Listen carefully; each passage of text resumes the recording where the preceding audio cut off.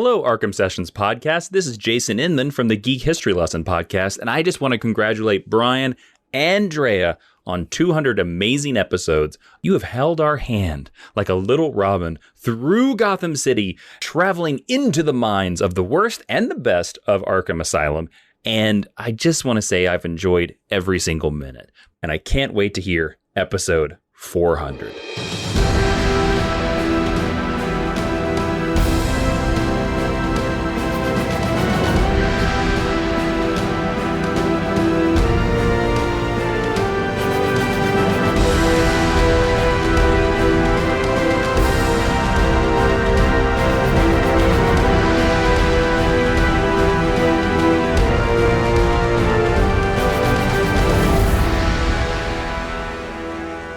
Welcome, Gothamites, to the 200th episode of the Arkham Sessions. My name is Brian Ward. With me, as always, the psychologist to the superheroes, superheroines, and supervillains of Gotham City and beyond, Dr. Drea Letamendi. Hello, Drea. Hi, Brian. I am very excited about this. As I said, it's our 200th episode. We just kicked off our very first live watch-along on our Discord. We are now following it up with our very first live episode with listeners there in Discord waiting to send in their questions. But of course, we watched Batman Forever. So, you know, it's a toss-up as to how tonight has been going so far. Hopefully everything goes very smoothly from this point on, and we have a lot of fun with this one. I want to ask you about your impressions of Batman Forever. When did you become familiar with this film? And is it something that you feel like held up over the years? I have to admit that it's my fault that we chose this movie. I really pushed it hard because I thought it would be fun to have a watch along with a movie like this. I had not seen Batman Forever in forever. So I think I maybe saw it a couple times in the 90s when it was released. This is the first time that I've seen it in kind of like from the adult perspective, as a psychologist, as someone who's looking at it through the lens of someone who is into behavioral science, and the fact that there is a prominent character in the film who is a psychologist is kind of interesting to me. So weirdly, as a kid or as a teen, it didn't really get onto my radar. But now, as we watched it, I was just really kind of enjoying the scenery. It's over the top. The villains are very hyperbolic. They definitely are dialed up to 11. The version of Batman is the opposite of that, kind of stoic, kind of well within that character, to be less expressive and very analytical. And then, of course, we have this psychologist who's thrown into the mix and it maybe gives it a little bit of a sense of groundedness. But overall, I really did enjoy it. I thought it was a lot of fun. I admittedly have not seen this film since it was released. I saw it when it came out in theaters. I owned all 4 of the collectible McDonald's glasses that you would get with the Happy Meals. I really hated this movie in 1995. As I watched it tonight, I still really hate this movie. But I'm so sorry that we made you watch it and now I'm making you talk about it. No. Why did you hate it? It's not something to apologize over. It's people have to understand, especially since the last few decades, two decades have been dark Batman, dark gritty Batman. You know, you've got the Nolan films, you've got the Zack Snyder films. Batman is going to play that dark, gritty character, but you have to remember, up until 1989, Batman fans never had that. We only had the cartoony versions of Batman that you ever saw until Tim Burton came onto the scene. So now, after 2 films, apparently Batman's too dark and Warner Brothers shifts in the other direction, and they hire Joel Schumacher, who admitted that he wanted to make a campy comic book movie. And then you've got a couple of writers who came on, and I'm not even talking about Akiva Goldsman, but like the original writers came on, and they said that when they took the role of writing this film, they looked back on their memories of reading Batman comics as children. And I think that's sort of the problem, is when we start remembering what we were reading as children and then trying to adapt that to the screen, it becomes the antithesis of what those of us who wanted Batman to be, the dark hero, to be. And to me, Batman Forever, and I sort of figured this out after watching tonight, is it's not a comic book on the screen. It's more like a cartoon on the screen. And that to me became less appealing. I didn't want to see Val Kilmer as the cartoony Batman. I did not want to see those films. And it's interesting because I had been pushing for Batman 66 because you have never seen any of Batman 66, the movie, the TV series. And now as I'm watching Batman Forever, I'm like, God, I think they're sort of doing a 1990s version of Batman 66 for this. I could see film. that. There's this sort of like, we're laughing with you. We're very aware. There's that fourth wall breaking. Yeah. But some of us didn't want to be laughed at or with in watching their Batman movie. Yeah. You know, and so I didn't like it when it came out, and I still look at it just with sort of cringy glasses. It wasn't, again, the person who's supposed to be grounding us is the psychologist. And even that character is somewhat mysterious and odd and has these different practices. I say practices, but ways of interacting, ways of socializing, ways of approaching people that no psychologist would do. Like the part of it is kind of unrealistic, and she sort of becomes a caricature of maybe what we would desire someone to be in the role of having an interest, a real clinical interest in these villains and in Batman. So it's sort of like everything is thrown together. I don't know that it necessarily works in a cohesive way, but it sort of works in maybe just giving us these different characters. I don't know that it works as a full picture. Yeah. Hi, Arkham Sessions. This is Leave Your Amendelli. Congratulations on 200 episodes. I've loved the podcast since the beginning, and it's just been great to see. Thank you, and congratulations once again. You mentioned Chase Meridian. So I want to ask you, Drea, because I feel like this is the first time we've seen a mental health professional anywhere besides, say, Jonathan Crane.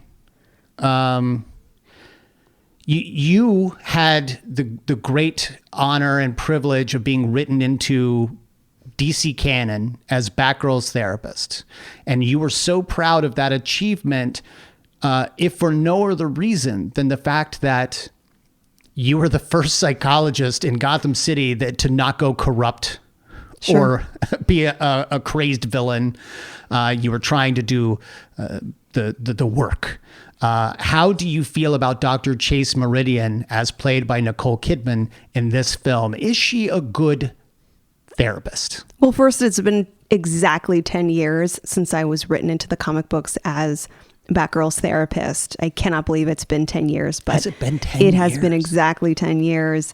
And I am still speechless, over the moon, just really blessed and honored to be any part of DC storytelling or Batman storytelling. And you're right, there aren't a lot of characters who are simply compassionate professionals in the mental health field who happen to be embroiled in these different dramas and conflicts that happen in Gotham City, which we know are horrific and terrifying and strange and bonkers. And to have a stable, somewhat somewhat, I don't know, normal, typical professional in that setting, I think it's really difficult to write. I had nothing to do with the writing of the character. I consulted on the relationship between Barbara Gordon and the character, so there was a little bit of guidance there. This character is very interesting, and I think to write a character who's meant to be grounded and have a repertoire around mental health practice, and yet be on screen with these really stand out, exaggerated, hyperbolic villains and masked characters, it seems like it's difficult to throw that in. How is this all going to work? But I really liked her. There are some things that I disagree with, which I'll definitely talk about, but just my first impression of her is that she's really bold. She's confident. She knows her work. She's going to correct Batman. I mean, when Batman talks, like, how could you correct him? But she does right away. So she really holds her ground. And I think what I'm interested in is, like, what is her job? Why is she at all of these different like high level situations and conflicts? And then she's also going to all of the social gatherings. She's at all the parties. So she seems to have this really exciting life, which I don't know. I hear jealousy. I might be might be a little like, where are my invitations to hang out with Bruce Wayne at these all you got to do parties? is tell him as Batman, show up to my place at midnight. Show up at midnight. And he knows where you live. He knows where everybody He knows in where Gotham everyone lives. What I found myself disagreeing with was her passive, sort of observational role whenever something would happen. So we had at least two situations. The first was the violent incident when the Flying Graysons were performing, and we saw the origin story of Robin. Now we know that this is a very terrifying thing, not just for the family to experience, the Graysons themselves, Robin himself, Dick Grayson, but also for this huge audience, hundreds of people, to witness the horrors of this act. No pun intended. What's weird to me is that Dr. Chase Meridian, rightly so, first responds with shock and is a bit frozen in watching what's happening. And I realize it's a movie that doesn't lend itself to this, but in a real situation like this, if you were a licensed mental health practitioner, you might be a little bit more inclined to get involved in some way, not with the actual conflict itself, but some of the aftermath. So it disappointed me that she didn't engage in mental health first aid, or look around to see who was in distress, or call up to emergency services, or provide assurance to the witnesses who are experiencing this vicarious traumatic event. After all of this, there certainly has to be a recovery period, and maybe she's involved in that. But I was a bit disappointed. What was the second one? There was I think at the party there was that the big party where Two-Face comes in with the machine guns and right, starts shooting everything weapons, she's firearms, all this destruction, lost casualties, and she has no other interest but to smooch on Batman and then like create this plan to meet up at midnight, which is really late. We're not meeting up at midnight, like maybe 9 or 10, but that's I mean, she's already like in bed, like falling asleep. So I don't know that she's falling asleep, but well, then, so I have two questions that are sort of contextual within the universe. You're talking about a psychologist in Gotham City, where presumably this sort of thing happens every Tuesday. So sure. So does that make a difference? And if not, I want to ask about the psychologists who might be in that situation, because like everyone else in the arena at the circus, the carnival, she is also experiencing that trauma. So So at what point, like as someone in the mental health field, would you push that aside for the time being to jump right into action to help people? Or could that person also find themselves equally traumatized as, say, everyone else watching the Flying Graysons fall to their deaths? I like this question because it reminds people that mental health practitioners and folks in the general health fields were not exempt from exposures to the, psychological impacts of violence, community events like this, shocking, unexpected events, natural disasters. Just because we happen to be on the scene doesn't mean that we are automatically kicking into professional gear and going into some kind of protocol. Having said that, there's going to be some professional equipment that we have in our tool belt, or our utility belt, as I like to say, different kind of utility belt. And it would be difficult to not engage some of those natural responses. We are in this field because we have purpose in that field. I don't go in and start stir frying in a kitchen when the cook falls ill or something. Like I'm not going to start doing something that's out of my wheelhouse, out of my professional abilities. But you realize that there are times when you have to step in, and to clarify, there's nothing ethical or legal about those responsibilities when you're a witness to something, or you're a passerby, or you just happen to be on site. But I think most of us with certain credentials and training and, as I said, a professional repertoire would likely find it in them to figure out how they can be supportive and help. And I think there might be other types of professionals who would agree that they may have some role to play in that. I'd also say that there are situations, even if you are a witness or a passerby or just happen to be there, like in this situation, just watching the event, being in the audience of a circus. There are situations, and I don't know if this is in her role as I'm not sure what her job is in Gotham City other than psychologist, but maybe she has a government or state issued role where she is paid to provide mental health first aid response, or again, mobilize an emergency response team, something like that. And in some situations where I'm not technically on the clock, but I am in a particular on site in a particular place, I would be expected to take on those responsibilities.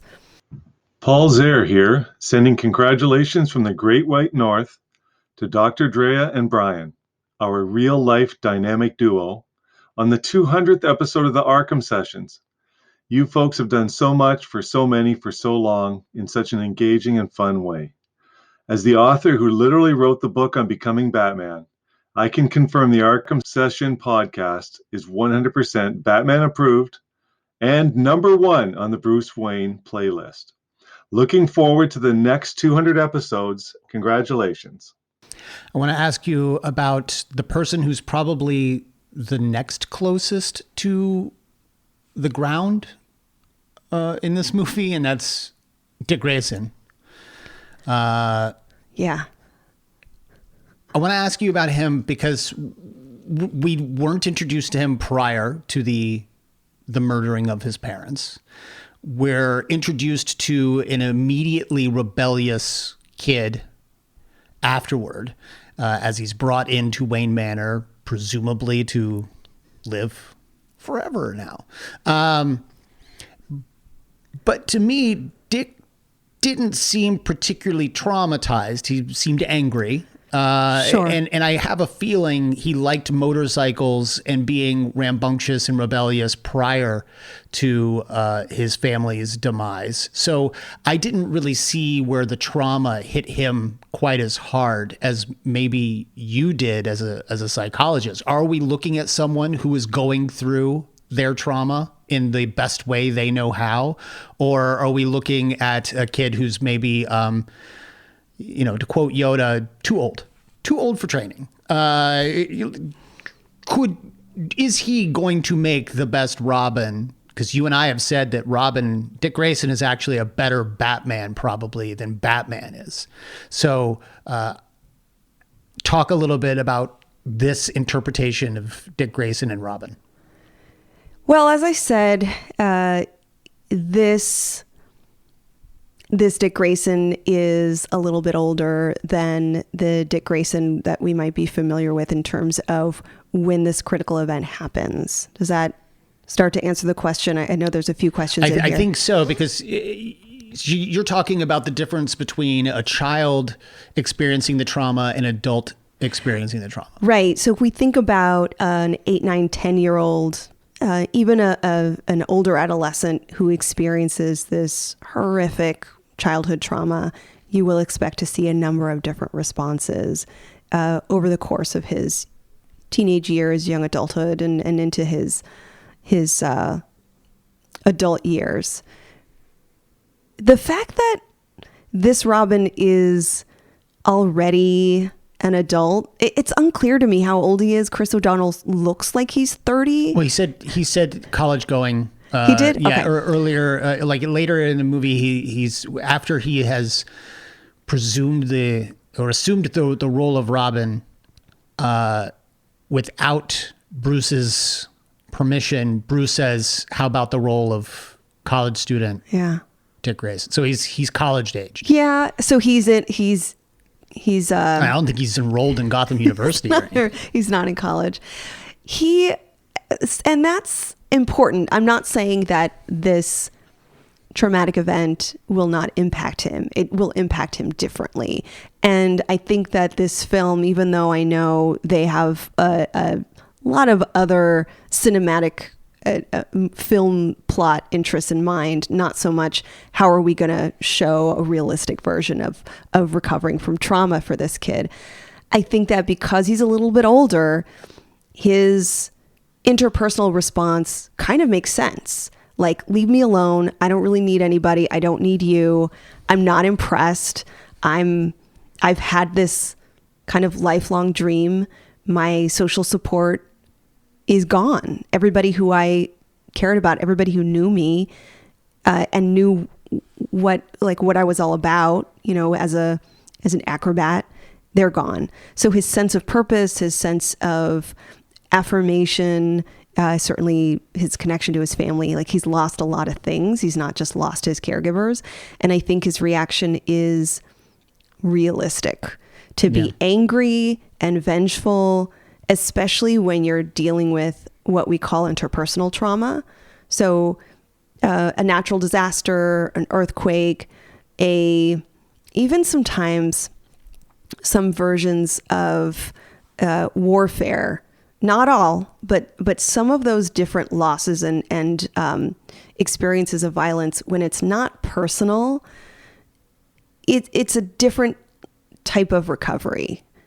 When it's personal and you feel targeted and you know exactly who it was, this figure, this person, this in the case of this film, Two-Face, he becomes this known and hated figure in Gotham City. So Robin has these different reactions that I think are very realistic to interpersonal trauma, targeting and directing your hatred and vengefulness toward that person. That's very reasonable. That doesn't strike me as being irrational. Even his willingness to harm Two-Face, if not up till the very end, think about murdering Two-Face. That is a very reasonable response to the kinds of things that he was experiencing. But yeah, that kind of that idea of pushing somebody away or being unresponsive to the care and the maybe the offerings that other people are presenting to you, that is a protective traumatic response. the feeling of not wanting to get close to other people or to accept their compassion or even to want to feel understood. Those are all very normal reactions to something like this. Right. Over on our Discord, Hunter S. Tomcat asks, do you think if they didn't go with the don't push the button treatment with the locked room, that obviously leads to the Batcave, do you think he would have tried so hard to see what was in there? Like, based like on the this, reverse psychology of that? Yeah, like, yeah, don't go in there. Yeah, yeah. I wonder if Alfred, it was Alfred who told him not to go in there. I wonder He if said that it's the silver closet, which, by the way, if does that mean? if I were a punk kid, like it's the only room that's locked in the house because they keep the fine silver. Oh, in the there. silver. Sorry, So- I didn't have silver growing up. But if I were a punk kid that felt rebellious, telling me that the silver closet is the one that's locked, I might be trying to get in there just to get some of that silver. But Yeah. but It does seem like there was, and I wouldn't be surprised if Alfred had this this underlying motive, like let's kind of like spark your curiosity. We've seen him do that in so other you ways. think Alfred was like, I think Alfred was it's like a little dangling a little carrot? suggesting that he check it out. Because he could have said it was cleaning chemicals, but instead he's like, the silver's back there. Don't go in. I'm tempting you with the silver room. If someone said that to me, I would just think that it's like silver wallpaper or something. I wouldn't understand what that meant. But yes, I think for someone like Robin, he doesn't like to be told what to do. And certainly when you say don't do a thing, he might be more willing to check it out. And it's some old dude telling him not to go in there too. So that just makes it worse. Yeah, good question. I want to ask you about, I don't know, do you want to go with Batman next, or do you want to leave Batman for the end and really tackle these two villains? Who do you feel like you're going to have a better time with right now? Riddler, Two-Face. You know what? Let's go Two-Face, because Two-Face is the lesser of the two villains. He's sort of the sidekick villain of this particular movie, played by Tommy Lee Jones, taking over for Billy Dee Williams from the '89 movie. A lot of people really disappointed that Billy Dee didn't get the offer to come back and play Two-Face. But instead, we've got Tommy Lee Jones. He's chewing the scenery in every scene he's in. Really committed. I'll give him that. I don't think he's not trying to go with a realistic approach. He is going with the Batman 66 cartoony version of a Two-Face character. What did you think of Tommy Lee Jones's performance? And more importantly, this incarnation of Harvey Dent, how do you feel? He was at first very intriguing. I liked that scene where he's flipping the coin and he's in just a few seconds just letting us know what he's all about. I think I wanted more of that depth. The rest of the movie seemed to be he's like dialed up to 10 on the entirety of the movie. I wanted to see a little bit more internal conflict. Should I choose the rational, instrumental approach? He can still be violent. We've talked about this on the show before. Instrumental violence is very methodical. It's planful. It's straightforward. It's unemotional. And I kind of wanted to see him struggle with those two sides of him. Not should I be good or bad, but should I be the rational version of myself, the Harvey Dent, the true Harvey Dent still might be in there somewhere. Yeah, but might be dangerous and violent and methodical. And the other side of Two-Face is much more erratic and frenetic and somewhat adrenaline seeking. And while I was watching, I just kept thinking, this seems more to me like an animated series Joker, just constantly laughing, hysterical, looking for ways to feel something in his body. We've talked about this concept of seeking adrenaline, like almost like being a junkie or an addict. I use those words in a euphemistic way, not in a denigrating way, but to say like he's drawn to those feelings, and the only way he can get those feelings is to be murderous, is to take chances, is to be risky, is to put other people in danger. That's kind of what makes him tick. And so I saw this as more like a Joker version than a real conflicted Two-Face. But then we get that Two-Face toward the end. We get Harvey toward the end, sure, when Batman reminds him that he's supposed to flip the coin, that he's a slave to that coin. And for a moment, Harvey breaks through and says, "Thank you, Bruce. You've always been a good friend. You're absolutely right. I need to do this." And then ultimately, Bruce is setting him up to fail because he's got a ton of coins that he then throws up, at the same time. So that's what breaks him. It's so funny because, dozens of coins being thrown at him breaks Two-Face. Like that's when he loses it. Well, I think what breaks Two-Face is falling off the thin rail he's on when those coins are thrown at him. But sure. But yes, but I did appreciate seeing that little moment of he's not being so grandiose. He's not being so over the top. He actually comes down for a moment when he realizes he's talking to his old friend Bruce, and Bruce has got me. You're absolutely right. I'm supposed to toss the coin. So there is a little of that dichotomy, though not much.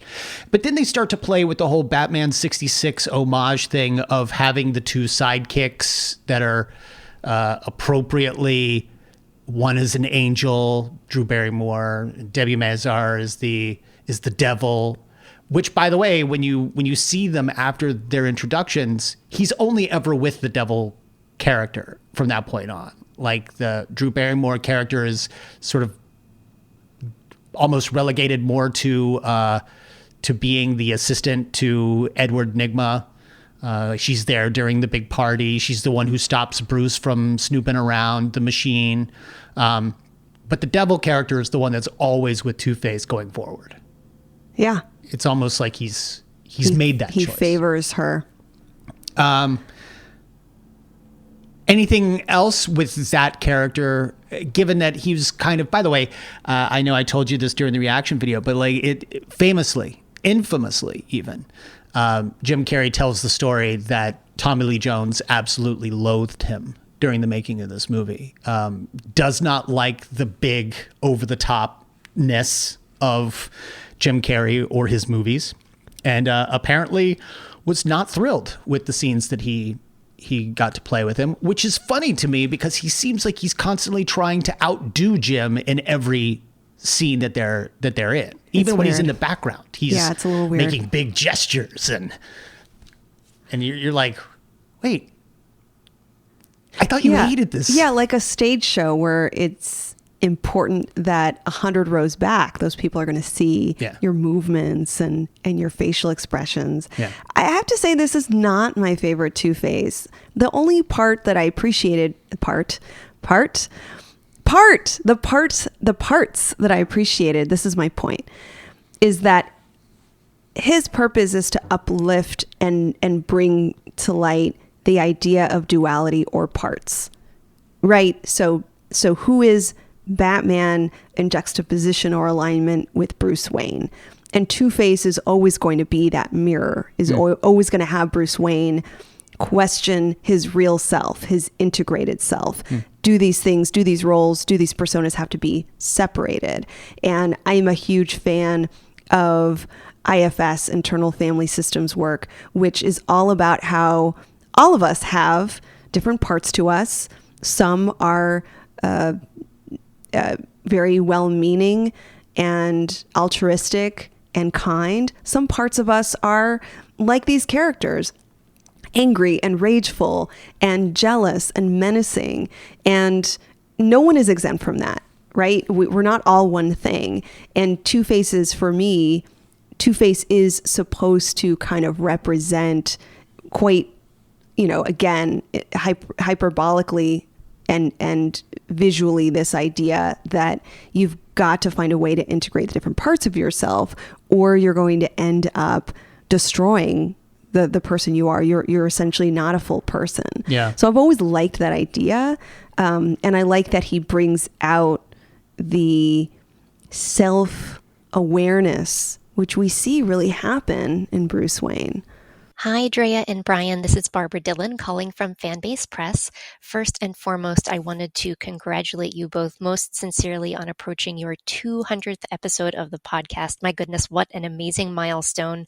But ultimately, I wanted to say a huge thank you to you both for all of your hard work, your dedication, and for sharing your time and talents with the world, frankly, over the past few years with the Arkham sessions. Seeing the impact that you've had, not only through your episodes, but in person at conventions and through other means is truly remarkable. And we have you both to thank for that. So thank you for all of your hard work.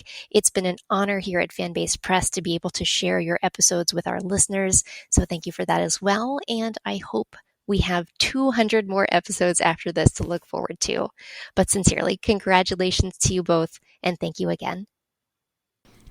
We have another question from our Discord, and it's actually from my father. Is Harvey Dent / Two-Face an example of multiple personalities, and is the disfiguration of his body metaphorical or of a physical or a mental pain? Now, they did say earlier in the movie that they believed, she was trying to diagnose Two-Face, and she was saying that the trauma of whatever he went through, which we later found out was a scene in the courtroom, which is traditionally where Harvey gets his scarred face. Although this time Batman was unable to help him or save him, so he leans on a hatred of Batman for crashing the courtroom too late. But the two of them, Bruce at the time it's Batman and Chase, are talking about sort of a diagnosis for Two-Face. They're almost giving him a split personalities, a dissociative identity disorder diagnosis, simply because he was traumatized and it split him into two. We've talked a little bit about that in the past, especially as it relates to Two-Face. Tell me about that. Based on what we're seeing in the film Batman Forever, Two-Face doesn't seem to have distinct personalities that are foregrounded and backgrounded in his consciousness. In other words, it's not as if he has these prominent identities or personas that take over his consciousness while others are deep in his subconscious. That's sort of what DID is about, where you don't have the personas necessarily interacting with one another. You have a persona that's the prominent, usually the one that's present, and then you have one or more personalities that are working within your psyche. This is a really difficult diagnosis to make. There's a lot of other more common diagnoses like PTSD or clinical depression that may better capture the symptomatology of somebody who's presenting with a lot of different personality styles. And in this Two-Face, I mean, correct me if I'm wrong, but I don't think there's ever a time when he's having lapses in memory or doesn't remember what he's doing, or seems to tell us that some other persona is responsible for his actions. No. He just seems to have primarily one main personality and an idea, I suppose, of letting the coin make his decisions, which is not DID or multiple personalities. What about the disfiguration of his face, his body? Do you see that as being a sort of symbolic of the physical and mental pain that he's going through? We only see a glimpse of what happened to him. I think he's attacked by acid, or he's in an accident where half of his face is disfigured because of the acid. And certainly any kind of life-threatening accident or experience is traumatic and will likely lead to some cognitive and emotional and physical reactions, right? Feeling hypervigilant, on guard, having flashbacks and nightmares about what happened, having a sense of foreshortened future, which means that we, like when enough bad things happen to us, we sort of start to believe something else is going to happen. I won't live long enough to see my older days. That's what a sense of foreshortened future is. So we're going to see those sorts of things. I think too, when someone experiences an accident that is going to result in a constant reminder of that trauma, like a facial disfigurement or a severe, physical change to your body, that also leads to some added psychological impacts and potential issues or problems, difficulties like lower self-esteem, a sense of feeling like no one understands you, a sense of feeling like you don't want to be out in the world. People are going to ask you, now this isn't a non-Gotham situation, people are going to ask you what happened, are you okay? It's going to constantly, you're going to constantly be reminded of this trauma.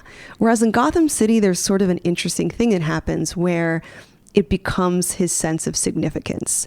So this is almost like now a doorway into certain behavior. Since I look like a monster, I get to act like a monster. So I'm going to be willing to harm others. I'm going to access weapons. I'm going to scare and frighten and terrorize civilians. It kind of goes hand in hand with this kind of persona that we see in Gotham City. It's very acceptable to do that. So it's not surprising that he, although we don't really see his origin, that he goes down this path. I was going to say that because it's almost the grandiosity of the city itself. I mean, just the architecture of the city is bonkers. So you would think that in order to be relevant, he has to be even more over the top. And we saw an episode of Batman the Animated Series where Bruce was willing, as Bruce Wayne, to pay for the treatment to surgically enhance, make better. I don't know that they could make him look like Harvey Dent again, but they were going to try to take those scars away. Are you suggesting that if you don't have that constant daily reminder, that maybe Harvey could come back?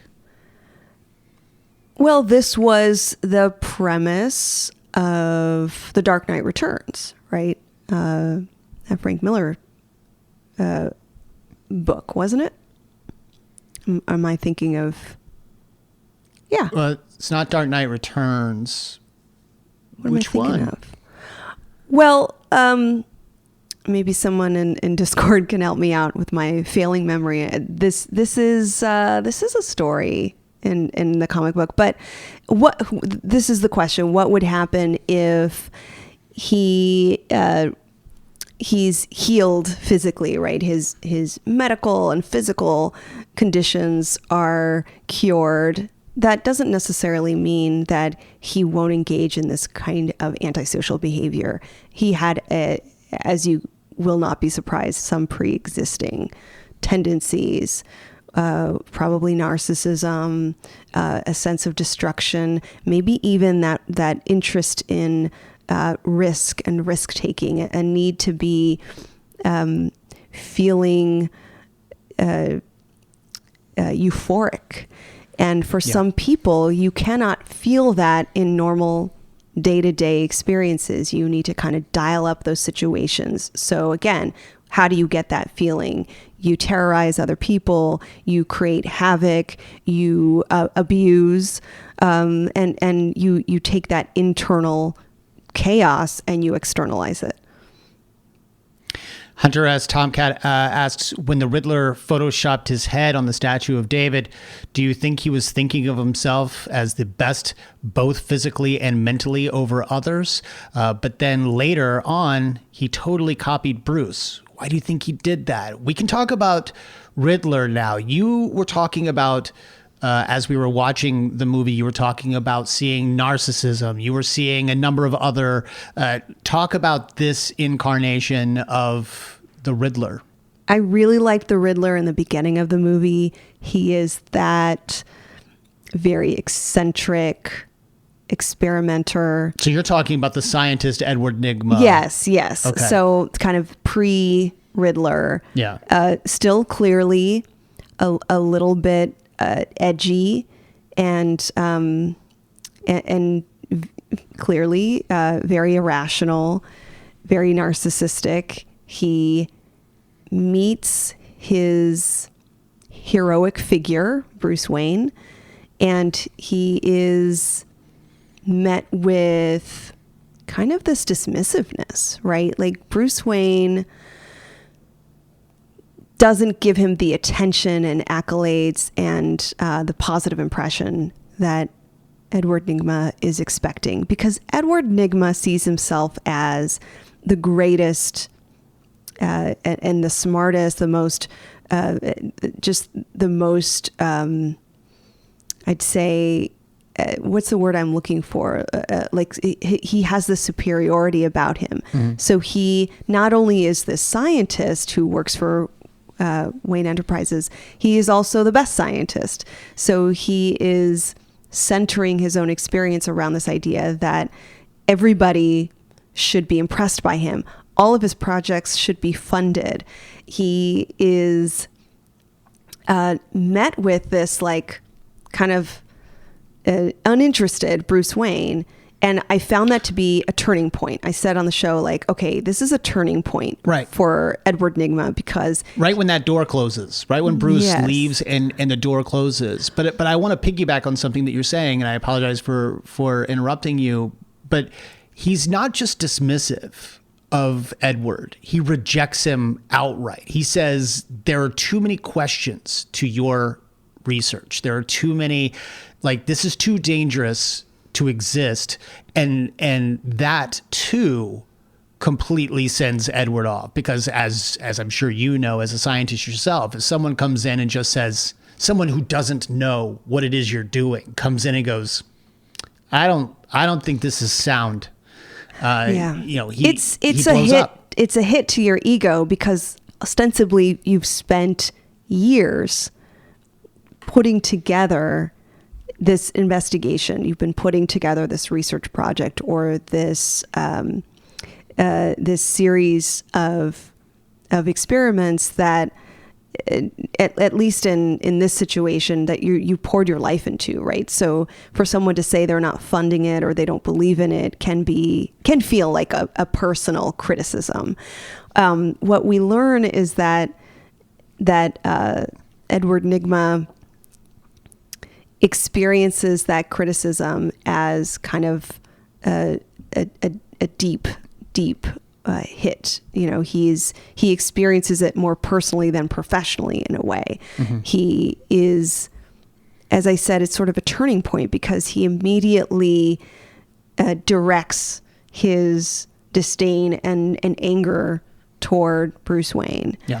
And sure, he had some nefarious things that he was interested in with his like weird VR, AR, mind melding manipulation machine. Blender. It's not clear what he was trying to do. Maker. Yeah, he clearly wanted to have, well, it wasn't clear what he wanted to do, but what was clear is that he was trying to assert control over other people, which is a very core part of narcissistic personality. Not just this sense that other people should admire you and should respect you and should look up to you, but that also there's this sense that you want to have control over other people, that you don't like the feeling of helplessness or being less than. And so any way that you can continue to feel like you can dominate other people, that's kind of what narcissism is about. Dr. Drea and Brian, what is up? It is Ali Matu from the YouTube channel, Dr. Ali, and I am so excited to be wishing you congratulations on reaching 200 episodes. I remember exactly where I was when I listened to episode 1. I was walking towards Union Square in New York City, trying to get onto the subway to go home, and I was struck by the serious fun of Arkham Sessions, like how Dr. Drea was bringing all of her knowledge and experience in clinical psychology to understand the subject matter. And then Brian was bringing all these real world examples of man-baddie like things to the episode as well. And it was so serious and so fun. And I really loved that balance. And while the world has been turned upside down in so many ways, and my life has changed, I'm no longer in New York, and now I have 2 kids. Like, what the heck happened? And there was a pandemic and all that stuff. But throughout all that time, you all have had this consistent voice of exploring these different stories in such a fun and serious way. And I love that. But where's Indiana Jones? You haven't covered Indy. Can you tackle Indy before the new movie? Thanks. I want to ask you about him after he's become Riddler now, becomes completely unhinged, takes his identity from a bobblehead and a fortune teller that he keeps in his home, which, by the way, you said when, you know, that all geniuses are eccentric and have this kind of home. Well, and then I look at our collections and I'm thinking, yeah, this tracks. I think Chase Meridian was the one who said there's an obsession. Yeah. And we see that. We see that in his lifestyle. We see that in his professional lifestyle. We see that in his personal lifestyle. He is hyper fixated and focused on one thing. And I'm unclear on what that, again, it's like, what is that one thing? It seems like it's these riddles, this like weird Riddler-esque doll, this kind of, it's almost a perverse berserk version of scientific curiosity.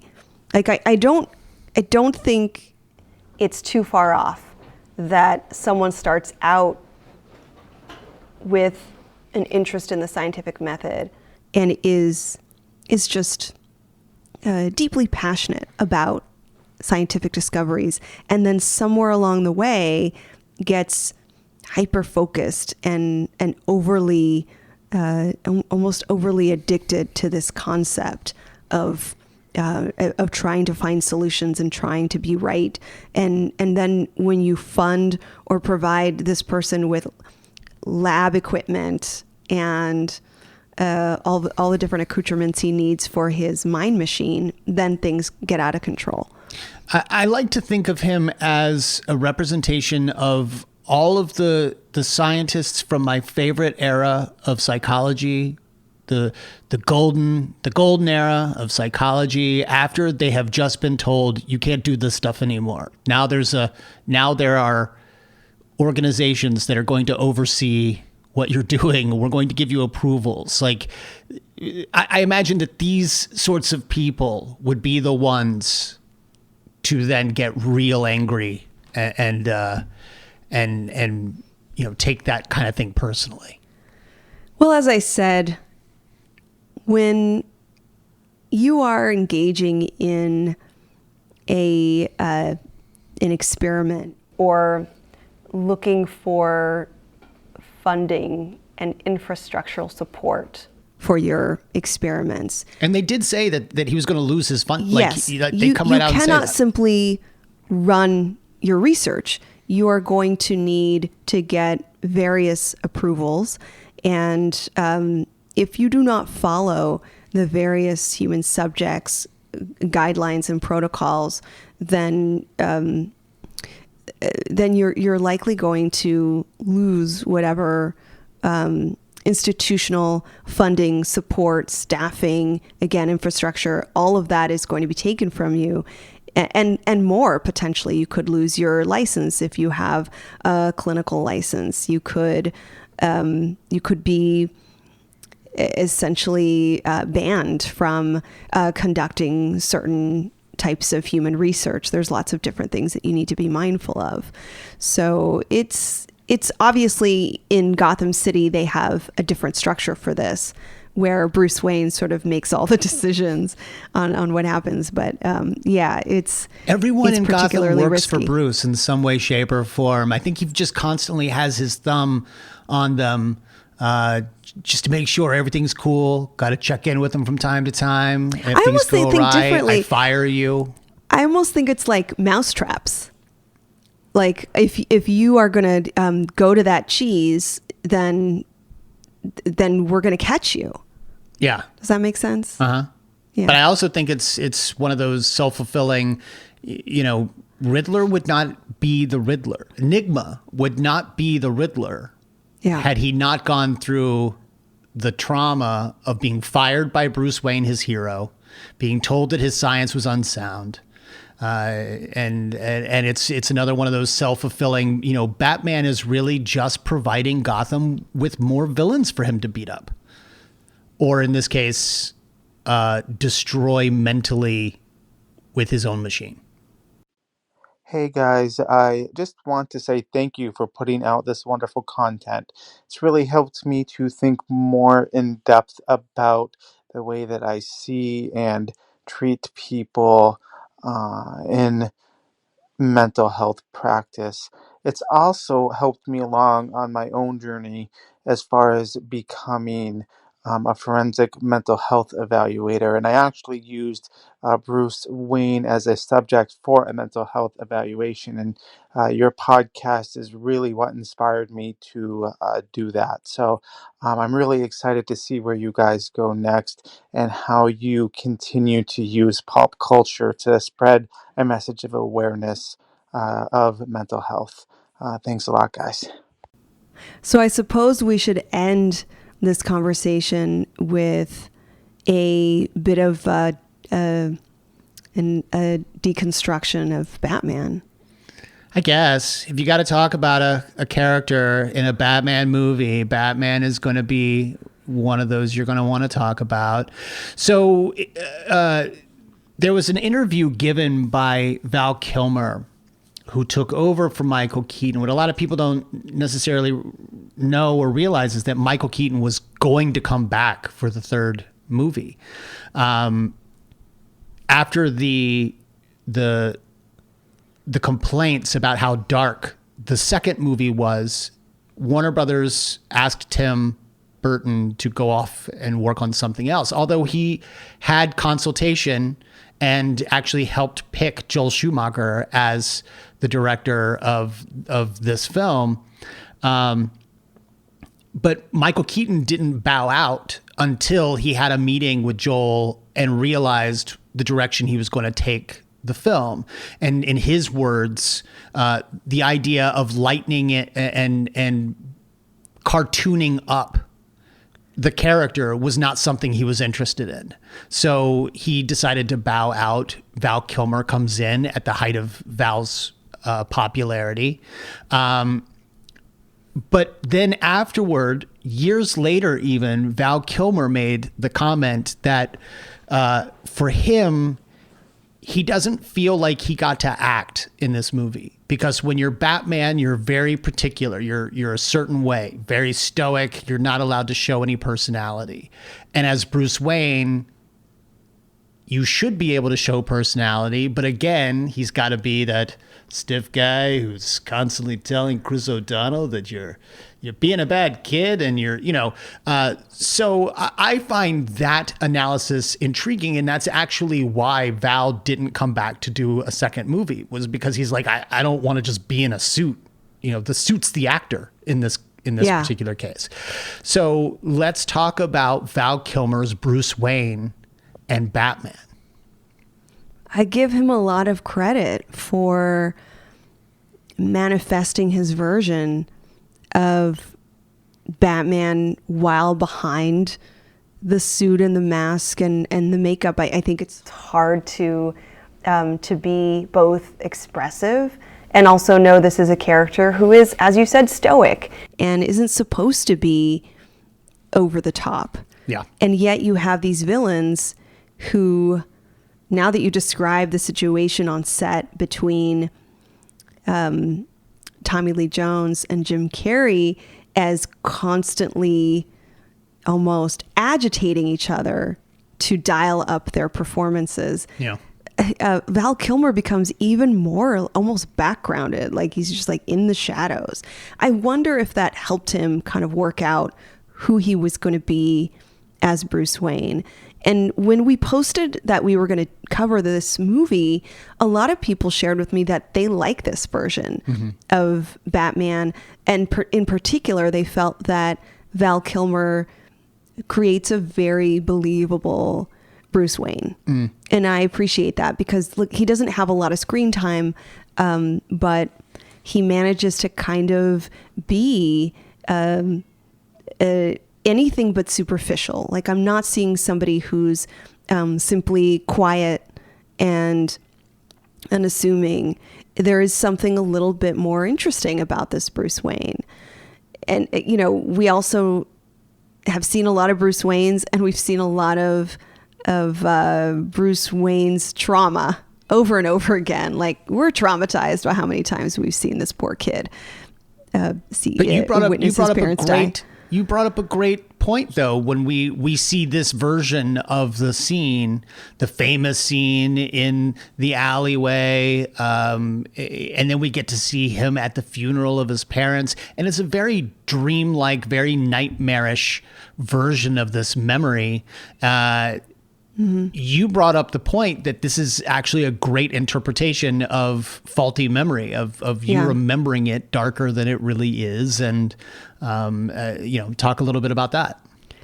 I really liked the style of this film. And I think I said this in different ways, but it's very campy and it's very predictable, but there are also these moments of psychological darkness, again, ones that we're familiar with, but as in the example of his childhood trauma, it's these angles, these shadows, these just flashes of almost like photographs, and so stylized. And I think people may not realize that our traumatic memories are similarly kind of stylized and weirdly stamped or branded in the way that we experience them. So things might actually be a little bit darker. They may be they may be foggy. They may have these kind of lapses or stutters, if that makes sense, in the way that we remember it. We're not going to remember it in a linear way. We might remember trauma in a way that is in like snapshots, like just kind of glimpses or flashbacks. Or you might remember, instead of a bat quickly flying past you, you might remember it flying directly toward you by itself with red light behind it in slow motion. It's coming at you. That's how you're going to remember it. So light, color, movement, the way that we remember it may actually not look realistic in our brains. And, later he's remembering even more. There's this moment where Chase, I think she like knocks over a vase and it happens to have those roses and then they fall. I wonder if he's like putting them around the house to see like, is something gonna, maybe I'll remember something. But that moment also triggers something in him, and he remembers an image, something that he didn't remember before. And she tells him that's a repressed memory. It's very real. It's probably something that you've hidden in your psyche because it's too painful to remember that detail. Now, are dreams where those repressed memories tend to come out? Sometimes.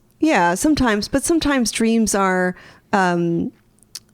wishes or desires or remnants of counterfactual thinking. Yeah. That idea that something else might have happened.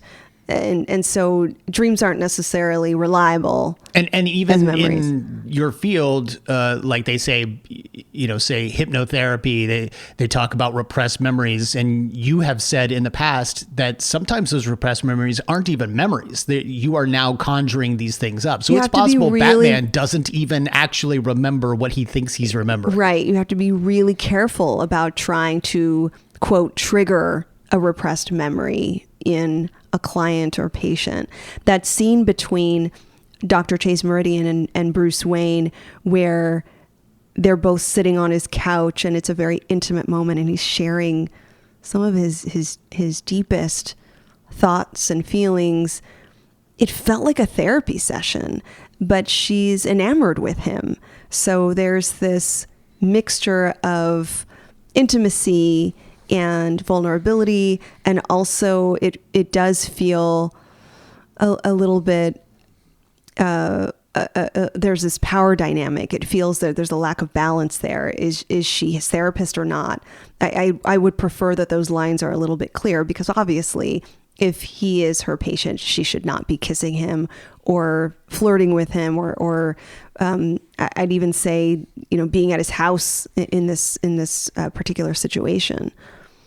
Hi, Drea. Hi, Brian. This is Melissa Miller from the Star Warsologies podcast. I just wanted to drop in and say thank you so much for 200 episodes. I should really listen to them all, because every time I do, I get some insights about Star Wars, about Batman, about my favorite pop culture, and what that means for making myself a better person too. So I just want to thank you for all of that. And Dr. Drea, I want to thank you for coming on Star Warsologies and letting us know that Leia is in fact the most well-adjusted character in Star Wars. And I loved hearing your dive into that more in all of your Star Wars episodes, and in your Obi-Wan Kenobi episode, and look forward to hearing more about that when you get around to the rest of the movies. Thanks so much for everything you do. Keep it up. Bye. I want to ask about the arc of Bruce Wayne once again believing that he's the only one who can do this, to then taking on a partner, someone he actually calls a partner. How do you feel about that? One of the reasons that I think I like Val Kilmer as Bruce Wayne is that he's a Bruce Wayne who is willing to think about his own well-being and psychology, that he makes these decisions that are about his caring for himself and other people. There's a little bit less of the kind of a cold, uncaring version that sometimes we see. Not that Batman's uncaring, but that sometimes he chooses the craft. He chooses the work over a connection to people, or over his own healing.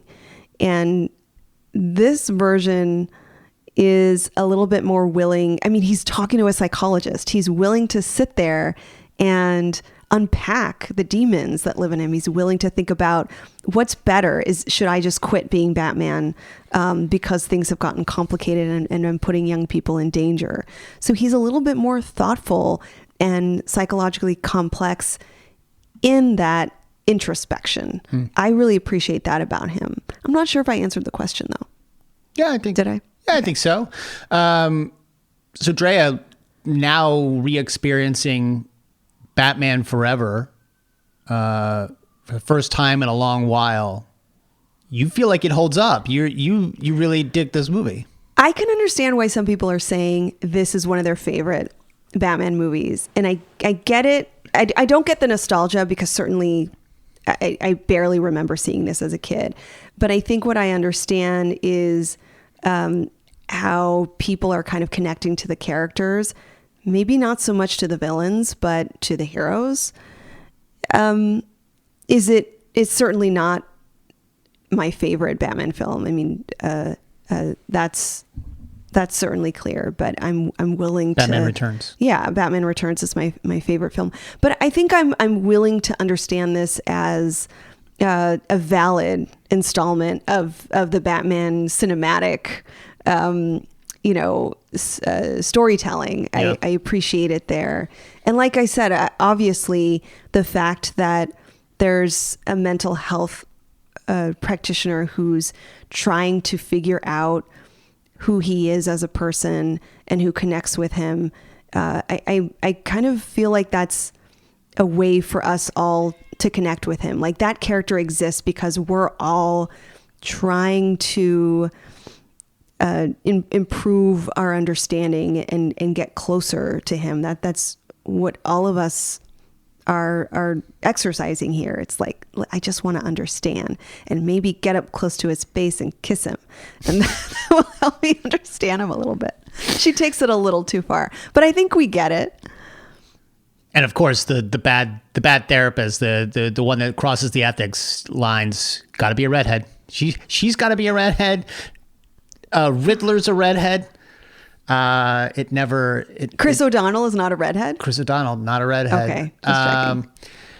Well, I'm glad we got to watch this together. I'm glad that we got to watch it with members of our community. Hopefully we get to do this kind of thing again and more often than once every 200 episodes. But I want to thank all of you for joining us and making this possible. I want to take this opportunity to thank our patrons, Andre Tate, Dr. Jerome Anderson, Antonio Lopez, Candy B, Kevin Ortel, Todd Stashwick, Hero's Journey Fitness, Frank Muller, Scott the Therapist, Mark Pepper, Emily Higgins, Swara Salih, Michael Pruitt, Weffy, Rachel Acevedo Hoffman, Eric O'Sullivan, Zach Neal, Uncle Mo, Dr. Girlfriend, John Henry, and of course, my father, Carl Ward. Thank you all for making these episodes possible.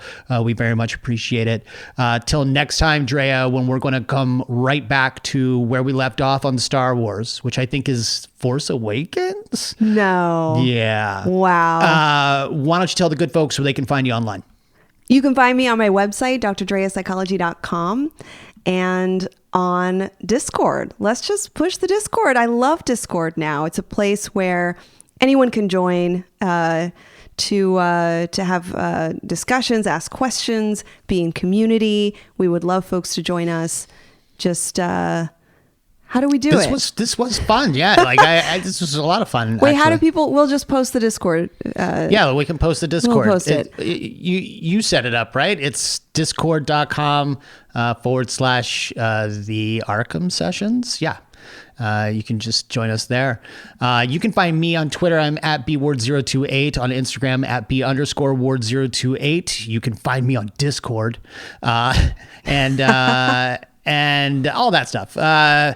Come follow our family over at Fanbase Press and enjoy all of their news and reviews and comics of their own, and also their podcasts. And until next time, I'm Brian Ward. I'm Dr. Drea Letamendi. And together we are the Arkham Sessions.